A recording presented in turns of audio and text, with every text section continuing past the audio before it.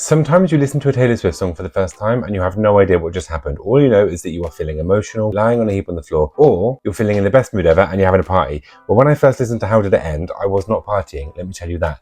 I immediately knew what she was telling me, although I had to get a dictionary out a few times because, come on now, poetry. But I think How Did It End is one of those songs that just defines the album, the Tortured Poets Department. Hey, I'm Dan, welcome back to my channel. Welcome if you're new here.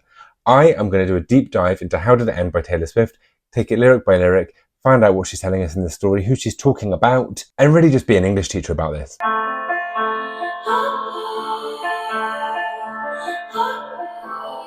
She really did just have a piano and the desire to make us all cry, didn't she? She was like, how do I make my audience cry? I know. I'm going to sit at this piano and tell them how I feel. We hereby conduct this post-mortem. I'm sorry for the pausing already, but I think starting a song by saying we hereby conduct this post-mortem is actually one of the most insane things she's done. Like, Tay, what are you doing to us? We hereby conduct this post-mortem. She's telling you straight away, here's something that's dead, not quite buried. We're going to examine it. We're going to cut it open, tear it apart. That's a bit macabre. And we are going to analyze every single part and every single section of this relationship. And here it is.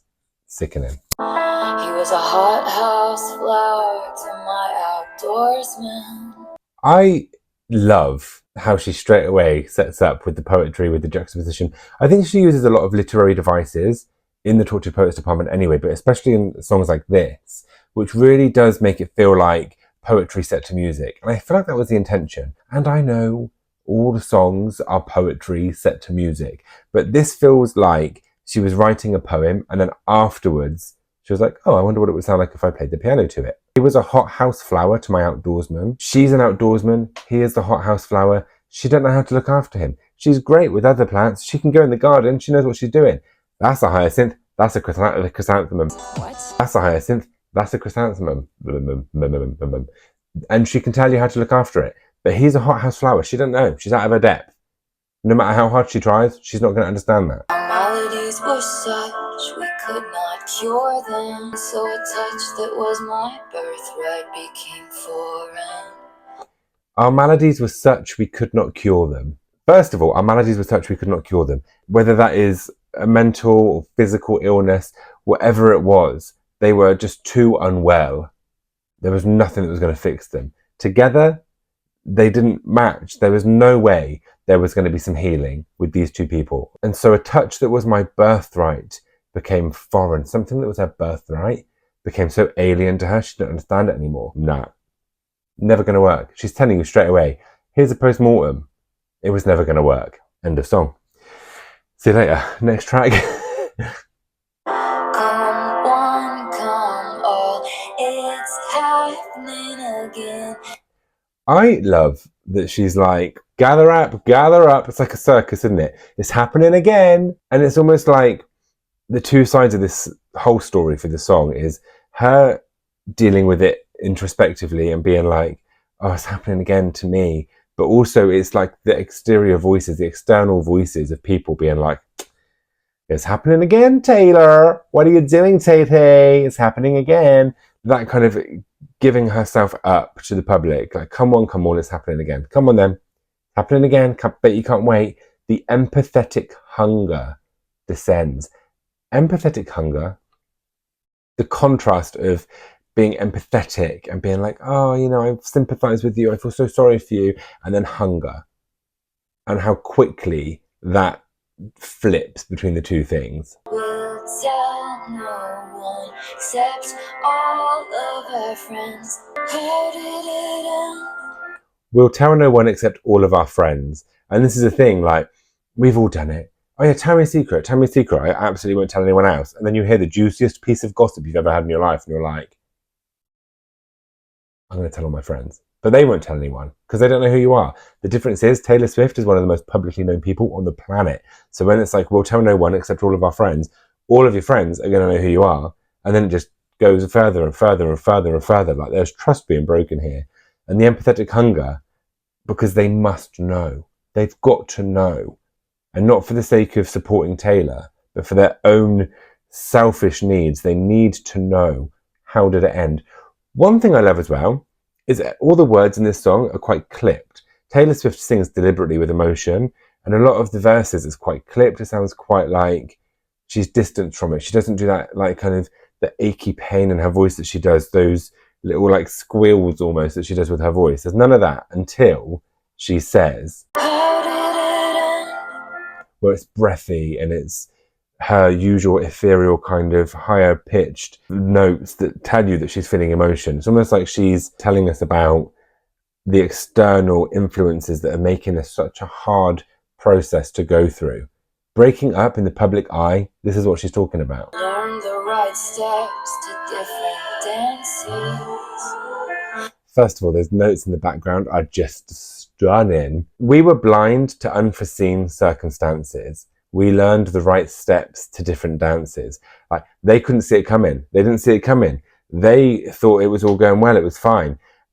But they were learning the right steps to different dances. She was learning how to be the best girlfriend. He was learning how to be the best boyfriend, but not for each other. She was doing the paso doble, while over here, he was doing the tango. I don't know what either of those things are. I fell victim to interlopers' glances. All right, I've got a confession, okay? I have only just found out that she is saying and fell victim to interlopers' glances. I thought she was saying Anna Loba.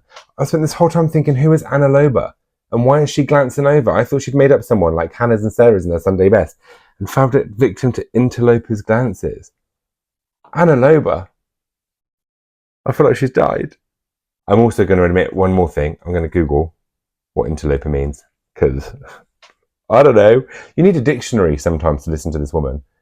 An interloper is a person who becomes involved in a place or situation where they are not wanted or are considered not to belong. Ah, it makes more sense than Anna Loba. It does. And fell victim to the glances of people who are not wanted here. You're not wanted here.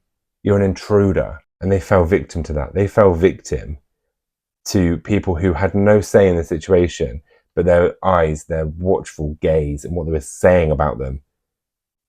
Brutal. Brutal. One of my favourite bits of the Torture Poets department is this little run here, because I just think the imagery is so strong and it's so relatable, because, like, let's be real, we're all a bit like this. Soon they'll go home to their husbands, smug cause they know they can trust him. Soon they'll go home to their husbands, the people they can trust the most. Smug, because they know they can trust them. Smug is the word she uses. Smug, because you've got a husband and I can trust my husband. I'm going to be smug about this because I've got something I need to tell someone and I can tell someone because I've got a husband. Then feverishly calling their cousins. Feverishly calling their cousins.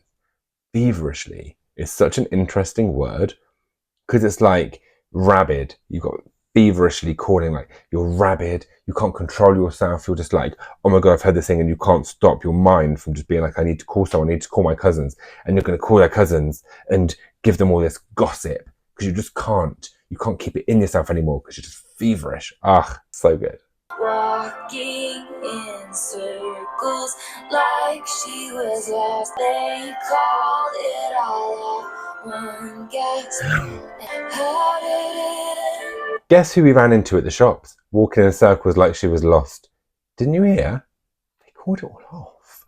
One gasp, just one solitary gasp, and then immediately after, how did it end? It's that crazy thing, isn't it, of you have that empathy, but it lasts for a second because you go from being empathetic to just wanting the tea. I want the tea, all right?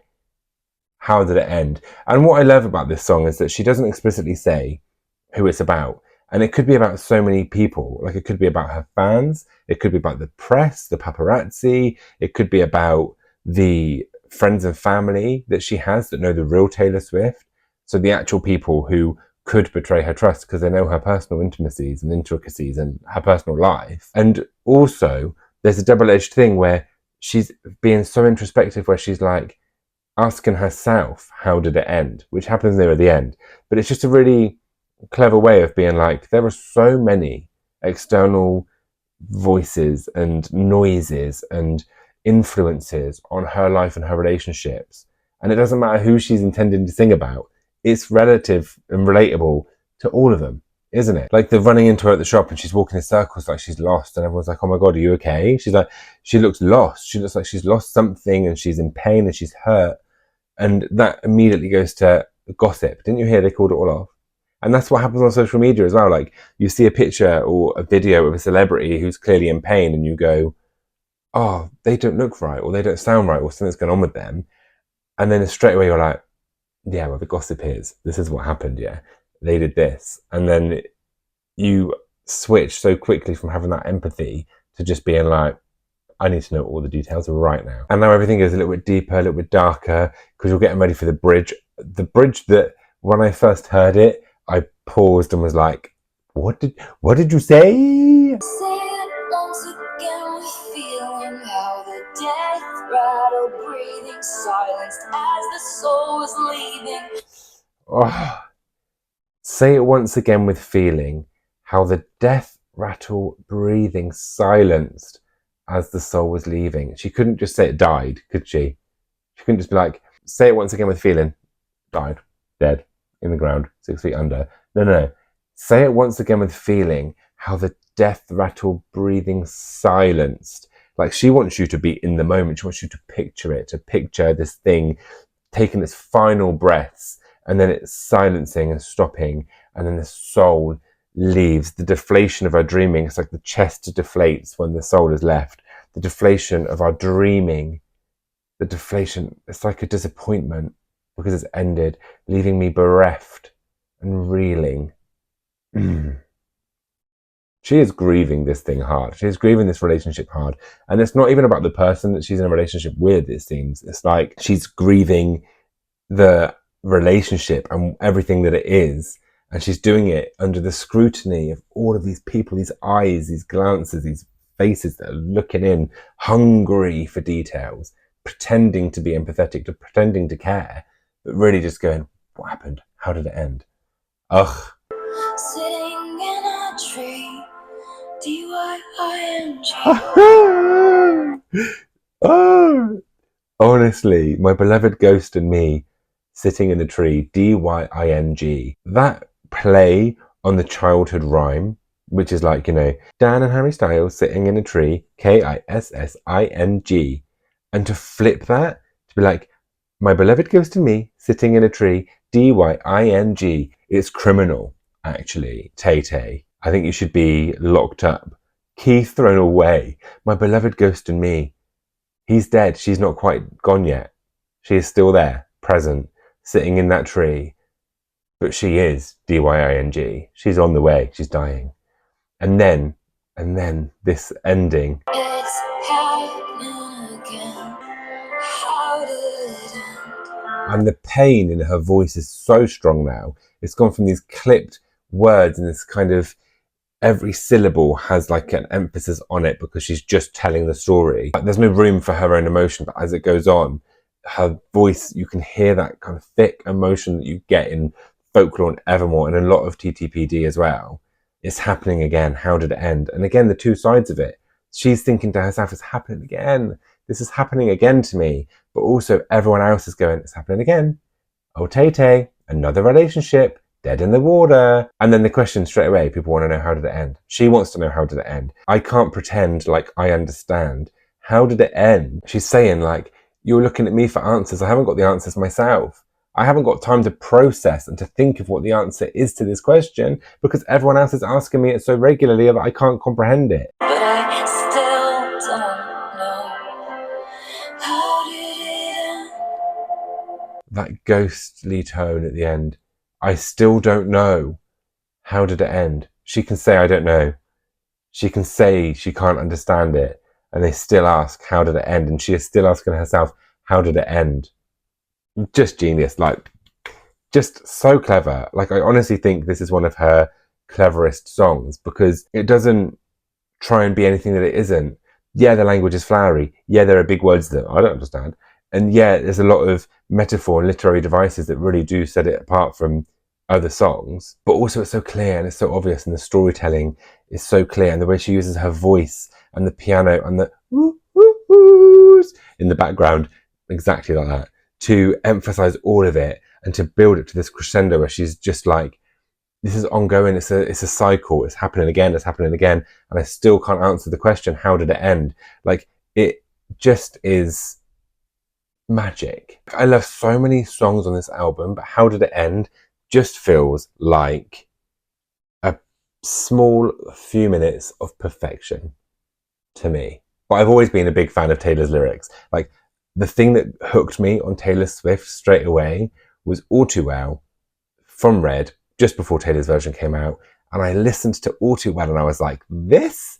Where has she been hiding? This ain't 22. This ain't Shake It Off. This ain't me. That's why I love the Torture Poets department so much. That's why I wanted to do this series of analysing some of her songs, because I just find it fascinating to try and tap into all the different facets of what's going on in her mind as she puts pen to paper and as she sits there with the keys and starts playing away for us and for herself. Anyway, that's enough of that. I hope you enjoyed this video. I enjoyed making it and going through it all. If there's any songs from any artist you'd like to see me cover, please put it in the comments. Like, follow. I'm on Patreon as well with some exclusive content over there. I'm just so grateful that you are here. So thank you very much. I will see you again very soon. Love you lots. Bye.